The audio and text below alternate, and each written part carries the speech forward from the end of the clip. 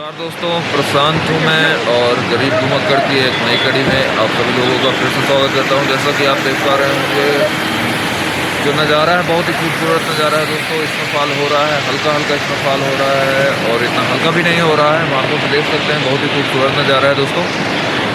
और इस जगह का नाम है मनाली। तो दोस्तों, मनाली के बारे में हम आज बताने वाले हैं आपको कि कम से कम कीमत में बहुत ही बेहतर तरीके से बहुत ही कम टाइम में आप कैसे मनाली को घूम सकते हैं और कैसे अपने फैमिली के साथ या अपने दोस्तों के साथ एंजॉय कर सकते हैं। तो दोस्तों बने रहें और पूरा वीडियो देखें, जिसमें हम आप लोगों को बताएंगे कैसे आप बजट को मेंटेन कर सकते हैं कम से कम बजट में। सबसे पहले अगर हम बजट जोड़ते हैं तो सबसे पहले आता है उसमें ट्रांसपोर्ट चार्जेस, यानी आप का आने जाने का जो खर्चा होगा उसको हम जोड़ेंगे। तो बहुत सारे लोगों को लगता है कि बाई ट्रेन बाई बस सस्ता पड़ता है हमें, लेकिन दोस्तों मैं आपसे बताना चाहूँगा कि बाई ट्रेन या बाई बस कभी भी सस्ता नहीं पड़ता।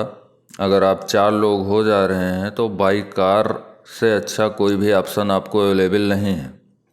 और कार में जो चीज़ें आपको मिलेंगी वो आपको बाई ट्रेन या बाई बस नहीं मिल सकती हैं, क्योंकि कार में आप अकेले हैं, म्यूज़िक सुनते हुए एंजॉय करते हुए जाएंगे। क्योंकि आप घूमने क्यों जा रहे हैं? घूमने आप एंजॉय करने के लिए ही जा रहे हैं, ना कि एडजस्ट करने के लिए जा रहे हैं। आप बाई कार जा रहे हैं तो और रास्ते में आपका कहीं भी मन होता है, कोई भी सीन आपको अच्छी लग गई तो आप रुक सकते हैं, उतर के वहाँ पे एंजॉय कर सकते हैं। तो दोस्तों चलिए मैं आपको बताता हूँ इसमें बजट। हम मान लेते हैं सोर्स सिटी है हमारी दिल्ली, तो दिल्ली से मनाली तक पहुँचना, मनाली में घूमना और मनाली से वापस आना, ये सारी चीज़ें जो होंगी, इसका टोटल चार्ज आपका कितना पड़ेगा। तो अगर मान लीजिए 5 सीटर गाड़ी आप बुक करते हैं, आप लोग 4 लोग हैं, आप 5 सीटर गाड़ी बुक करते हैं, जो कि लगभग 9 रुपये पर किलोमीटर बुक होती है। जैसे कि डिजायर है या टाटा जेस्ट है, तो 9 रुपये पर किलोमीटर के हिसाब से अगर जोड़ते हैं तो मनाली की जो दूरी है दिल्ली से वो है लगभग 540 किलोमीटर। तो हम ओवरऑल आने जाने का, वहाँ घूमने का लगभग 1200 किलोमीटर जोड़ लेते हैं। तो इस प्रकार से हमारा होता है 1200 किलोमीटर, और उसमें फिर 200 रुपये पर डे ड्राइवर का चार्ज देते हैं। और दोस्तों मनाली में लगभग आपका 2 से 3 दिन पर्याप्त है, 2 दिन मेरे ख्याल से पर्याप्त है। तो टोटल अगर 4 दिन का आपका ट्रिप होता है टोटल, तो ड्राइवर का जो चार्ज होगा वो 4 दूनी 800 ड्राइवर का हो गया, और 9 रुपये पर किलोमीटर के हिसाब से आप 1200 किलोमीटर का जोड़ लीजिए। इसके बाद 2000 आप टोल का जोड़ लीजिए, तो टोटल जो आपका आता है वो लगभग 13,600 के आसपास आपका ट्रांसपोर्ट चार्ज हो जाता है, जिसमें कि आप वहाँ घूम भी सकते हैं और यहाँ आने जाने का हो गया। दूसरा कोई ऑप्शन आप लेते हैं बाई बस या बाई कुछ, तो उसमें आपको घूमने के लिए वहाँ से फिर बाइक रेंट लेना पड़ेगा, या वहाँ पे जो और लोकल हैं उनके मतलब लोकल जो टैक्सियाँ हैं उनको हायर करना पड़ेगा, जो कि बहुत ही ज़्यादा महंगा पड़ जाता है दोस्तों। और वो मज़ा नहीं मिलता जो आपको यहाँ से कार रेंट में जाने में मज़ा आता है। ट्रांसपोर्ट के बाद दोस्तों दूसरा ऑप्शन आता है एकोमोडेशन का, यानी वहाँ रुकने का, होटल का क्या खर्चा आएगा। तो दोस्तों होटल का कुछ खास खर्चा मनाली में नहीं आएगा, क्योंकि हम लोग लगभग 27-28 दिसंबर को गए हुए थे, और उस टाइम मेरे ख्याल से हर जगह का चार्ज काफ़ी हाई होता है।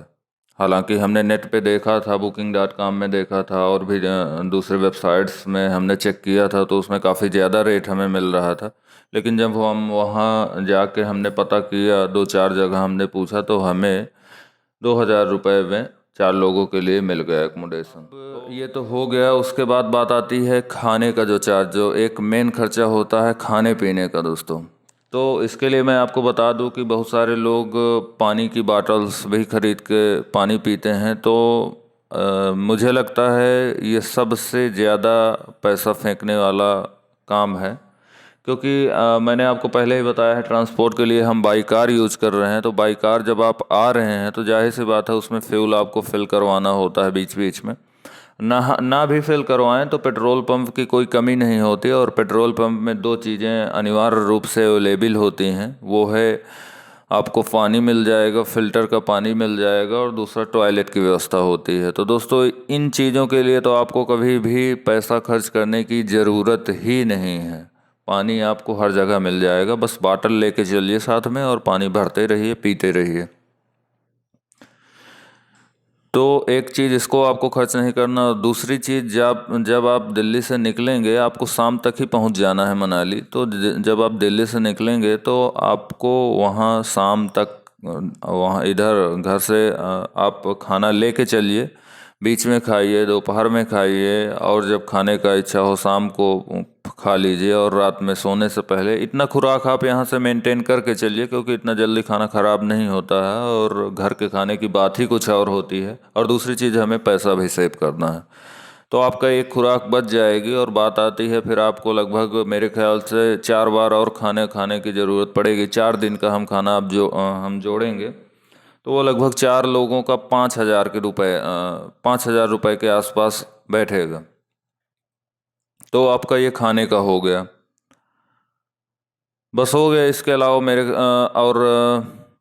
कोई खर्चा नहीं आने वाला है। यही मेन खर्चे होते हैं जो मैंने गिना दिए हैं। तो अब हम देखते हैं कि प्रति व्यक्ति कितना खर्चा आता है।